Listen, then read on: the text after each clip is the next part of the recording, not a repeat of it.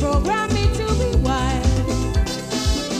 Somebody take a tenor and pull it up with water.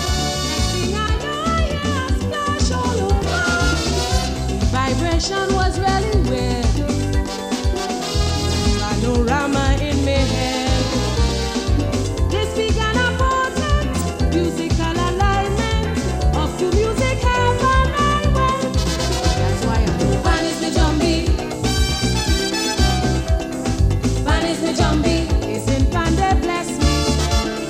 As soon as a Pan play, the simply slap well. Like a maribone, my skin start to raise. Pan is my jumbie. Pan is my jumbie. It's Pan way control me. When the tail begin to pan, like a peacock, please understand. I am a jumbie for Pan.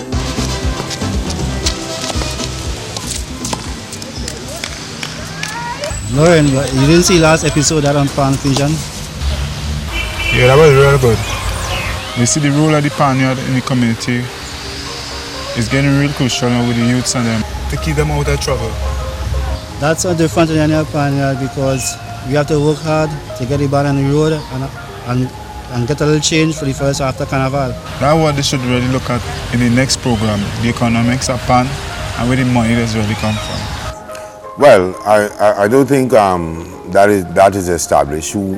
Whether it was Panmen that went to the companies or the companies came to them. I would think that it would have been the Panmen going to them. In those days, that was the late 50s, okay? It was a straight case of paint and instruments, right? Paint, t-shirts and instruments. That is what sponsorship was. The fees for the technicians in the orchestra, like the tuner and the arranger and so on, that wasn't part of sponsorship in those days. Simply because the sponsors, the steel bands at that time all had resident arrangers and resident tuners who were they were both parts of the band. That began to change in the late 60s. It began to change with Highlanders, the band that I was manager of. And we had demanded that the tuner, Bertie Marshall, although he was resident tuner, that he would get what he would normally tune for a band outside, well, not Highlanders, that he would quote that fee and then give a discount since it was his band. And I remember that was a breakthrough. And then it was really Desperados and Rudolph Charles who took sponsorship to a new level, which moved from the paint and t-shirt assistants and drum assistants to paint technicians. All right, the arrangers and the tuners. And in fact, Rudolph took that to a very high level, very, very high level, that the tuners and the arrangers were specialist people who need to be paid specialist fees. And he got his sponsor to agree to that. So I'm suggesting that, one, it was a deliberate, I suppose, influence or call on the business community to get more involved, right?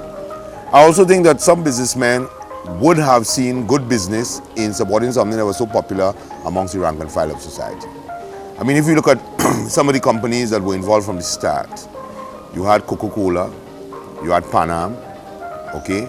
Then you had Shell Invaders, you had Texaco West Stars, and so on and so on and so on. In other words, the major multinational companies got involved, and that was good for their image in the society, okay? If together with that, one could say that because of sponsorship and their assistance, they were causing the steel band men to change their image into one more acceptable society, then that is even a better, what one might call corporate citizen image, that they were making that major contribution to society. It must be real nice being a sponsored band, but especially big sponsors like Amaco and Courts. I think it will be easy to be looking for money all over the place every year. I like our band to be a sponsored band, but then for to get and go with a sponsor. When we go to speak with our sponsors, they always make us feel welcome. And the feeling you get is that they love the band, they love the culture. We became involved in 1970 when there was some, what people call an uprising.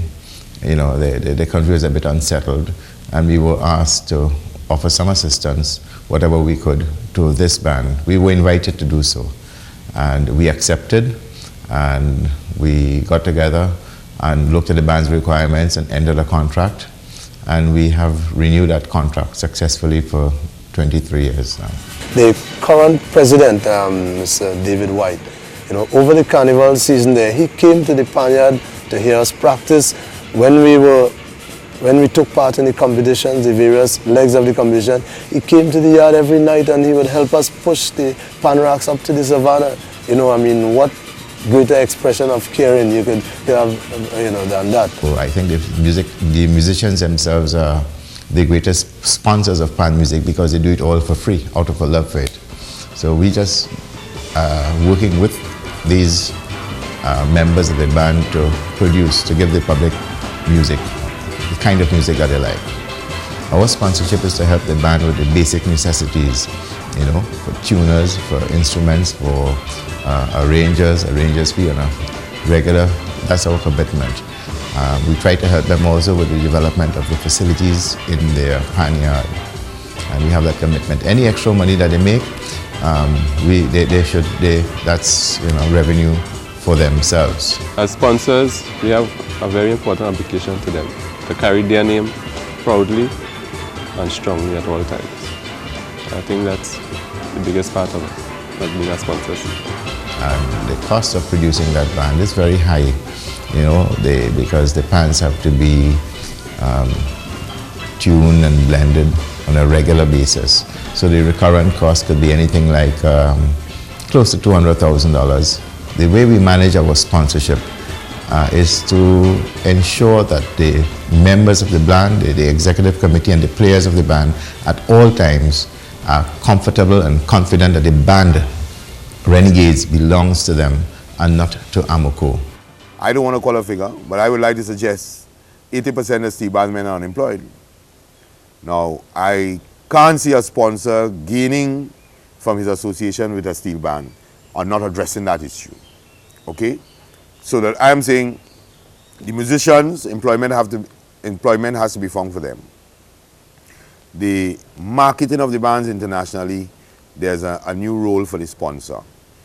Producing things like CDs and other videos and so on, which could be marketed abroad. All these things are things that sponsors could address. Our approaches to Potential Symphony is a little bit different than most sponsors, and that is that Royal Castle has never sponsored Potential Symphony as a marketing tool.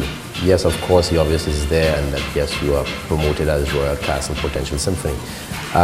We were the first sponsors to put, for argument's sake, our players on a retainer to practice for a CD in which we are producing.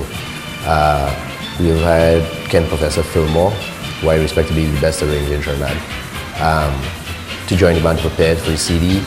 We have amplified our bands and outside performances to add a professional approach. Basically, it is for the bands to start generating money for the band, for the people of the band, rather than for the mileage of panoramas. When Royal Castle joined Potential Symphony, I was asked to be the manager of the band. I undertook this responsibility only because I believe that a lot of pan sides, a lot of steel band organizations lack professional management at a high corporate level.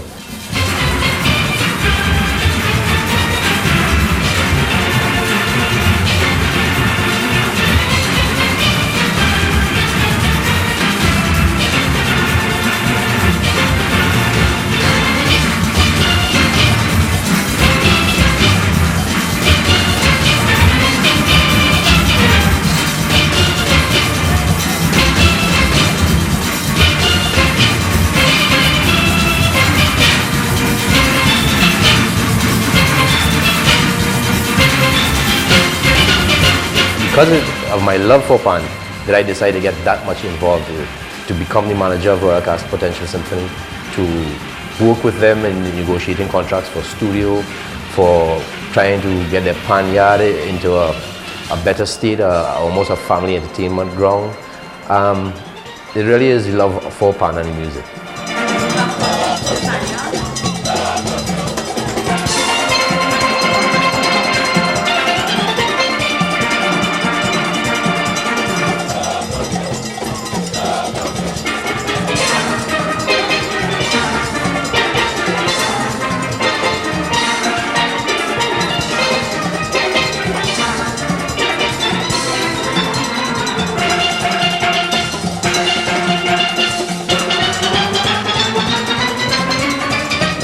when Courts entered a joint venture with Huggins, we got a lot of applications from various unsponsored steel band requesting sponsorship. It was a very difficult task at the beginning since we thought that everyone really needed the sponsorship. But we had discussions with the Laventil sound specialists, one out of them, and we really found that the discussions did prove fruitful both for the company and for the group. We have hopes of developing the panyard and having it refurbished, but as you know, one step at a time. The panyard has been painted already in the Courts colors and all the steel bands have been painted, but we have intentions of refurbishing the area. A long-term plan is that we intend for the steel band to travel to the other Courts Caribbean countries.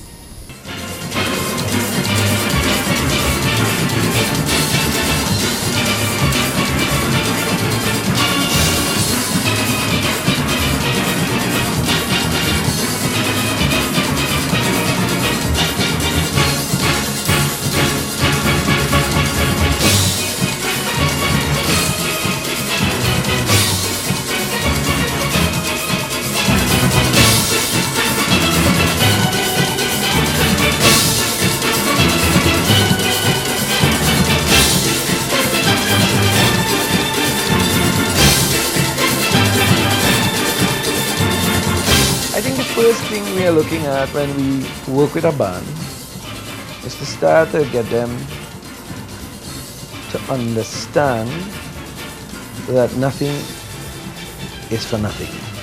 When a sponsor supports a band, he supports the band because he wants to do it. He expects publicity, he expects them to support the products, he expects them to support the sort of ideologies of the corporation, he expects them to sell the company's image. I think as sponsors, we are there to just provide the embryo stage of development. It is now a nucleus of people to get together and say, where are we going to carry ourselves? We can't carry where you don't want to go. We could only show you the way.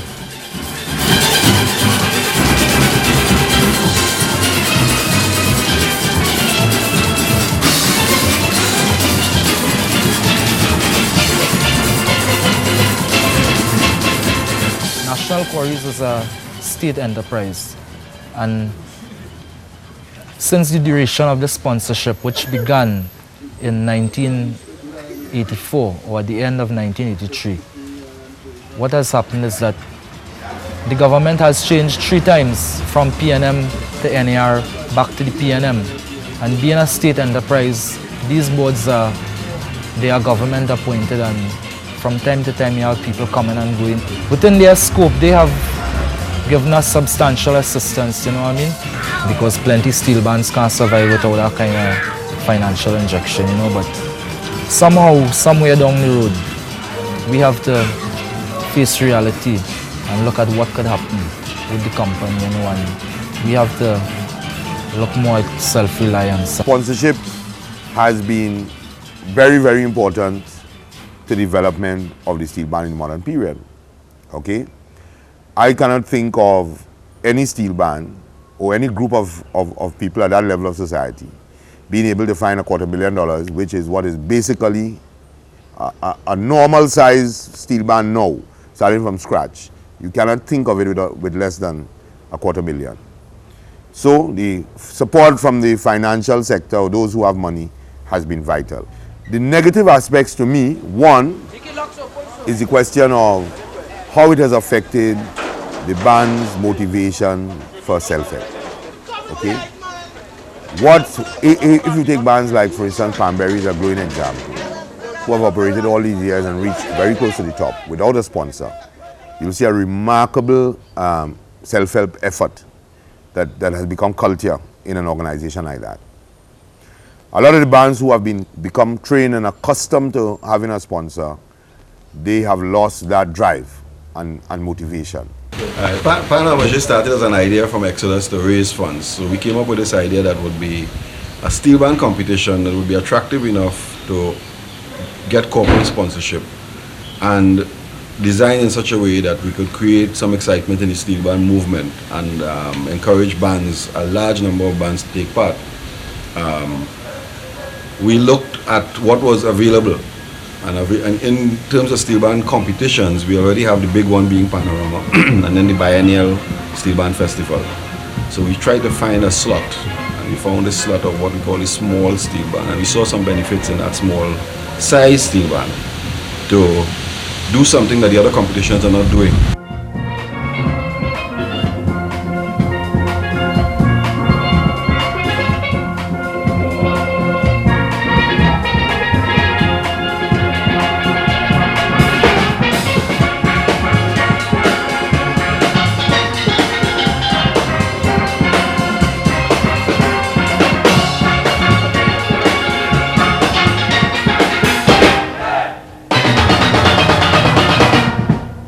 The sponsors are there to give, first of all, advice where it is needed and to provide the much needed funds, because the prize monies are all monies coming from the sponsors.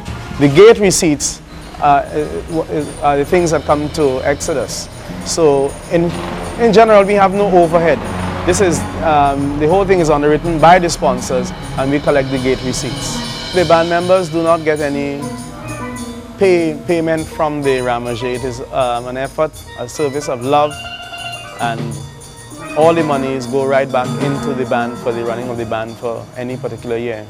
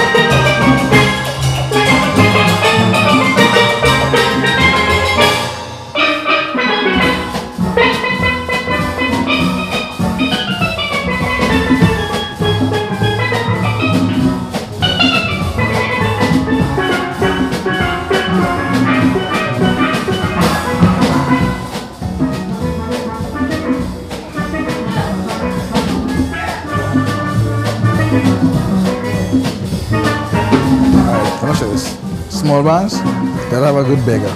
I want to beg for them. You wanna get top tuners, you wanna get good pan. So the thing is money, you gotta have money.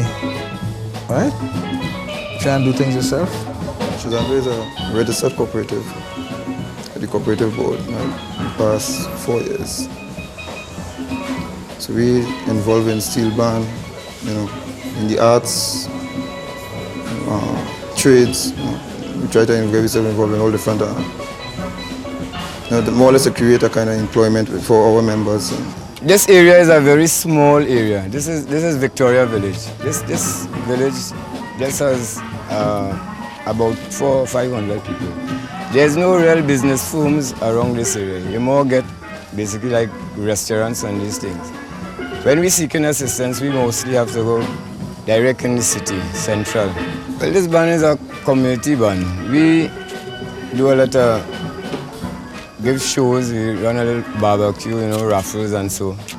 Try to make the best of it with a little assistance from small firms. It's an uphill task being an unsponsored band in this society we live in today. In terms of, we try our best, we go to these people, like business firms, whatever. The businessmen supposed to get up and do something about unsponsored band. It have proper administration in some bands, but finances is very important, because to bring a steel band to go Panama, you have to spend basically over 60 to 90 or $100,000. And that's no easy thing, because the tuning, the arranging, the racks, the stands and all these things, chroming, it costs a lot of money. And if people get to really understand this culture, they know that they have to help steel bands that is in the way out. We commit ourselves in terms of like, maybe we go to the bank, this is the direction we have to take. We go to the bank, and try to maybe get a loan. We're talking about profit and how we could uplift steel band, as first of all in your own country and then abroad. Start making the money on your own. Don't depend on if you're looking for money that you have to wait on NCC or you have to wait on the government to get money, because if you had that money, all panmen, all these thousands of panmen stagnated. That's a waste of time. The instrument far bigger than that. We all talk about Andy Norrell. And we all seem to dislike Andy Norrell. But what Andy Norrell is doing is what we don't do, or what probably we still need to learn a lot. I'm talking about panmen and the body itself, Pantor Bago. Marketing. He came to Trinidad, which I know he was playing the instruments since he was small through early Manet and whatnot. But he came to Trinidad and see that we love a phenomenal thing which is Panorama, a very, very prestigious competition. And he saw the instrument a lot greater and bigger than that. He took the instrument, he composed music, he takes calypso music and fuse it, put it within a jazz line, and makes tremendous money. Now the whole world knows who's Andy Norrell, but the whole world don't even know where Pan was born. When we start talking about going international, we have to start thinking a lot bigger. We have to really open our minds, and we have to find serious money to be able to invest, which means that somebody somewhere has to have the confidence of knowing that what we're investing will be an investment that will pay back for itself. And we have not been able to capture the market out there, right? And that is because, one, we don't have a national attitude towards the pan. In other words, we have embassies, we have the Trinidad and Tobago Tourism Development Authority. They should be really selling pan to the world. You understand what I'm saying? And when them do that, it becomes easier for us at the bottom here then. What do we expect of it? Where do we want to see it go? And how long are we prepared to wait for that? When Pantor Bago or the Pan movement can answer that clearly and articulate that in a positive way to the total population, without any double meaning, Pan will fly like it never fly before. Yeah, on the radio, television also, fancy man keep saying the small man raising dust. Guitars and cello, arrangement also, the song is so heavenly, people want to know. Are they from Lavanti or deep in the city? Everyone I ask answering the same. This is a small band from the crazy. They hope to get a sponsor some good day. Look, there is indeed dust again. First they start up with the intro, then the rhythm start to echo, then the verse and chorus follow, then the variation comes. So now they go into the minor, then they raise the key up higher. By this time you stay on fire, just for so in the savannah. They raise it dust in the panorama. They raise it dust, they're doing it again. They raise it dust, spreading music fever. They raise it dust, you better pray for rain. And everybody jumping up, the panorama getting hot. Man oh man hugging up, doing it again, baby. The stand jumping up, the grandstand wouldn't stop. The whole line jumping up, they raising dust again. Once more this small band causing confusion. Big room for the band man buried, here comes the concluding scene.